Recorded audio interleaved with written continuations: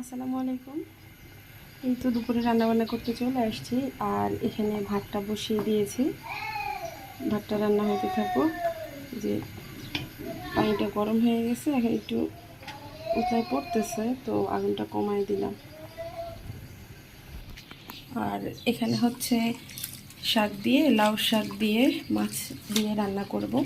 সাথে দুটো আলু কেটে দিব, যেহেতু আমার বাচ্চারা আলু পছন্দ করে খুব, আমারও খেতে ভালো লাগে। আর এই শাকগুলো একদমই ছিল, কচি ছিল, খেতে মনে হচ্ছে বেশ ভালো হবে বা মজা লাগবে খেতে। আর মাছ ভিজিয়ে রেখেছিলাম, ধুয়ে নিব, ধুয়ে ভাজি করে নিব। এখন ভাজি করে তারপরে শাক দিয়ে রান্না করব।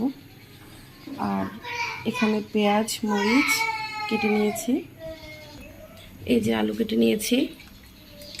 আর এখানে হচ্ছে ডিমের খোসা, তারপর সবজির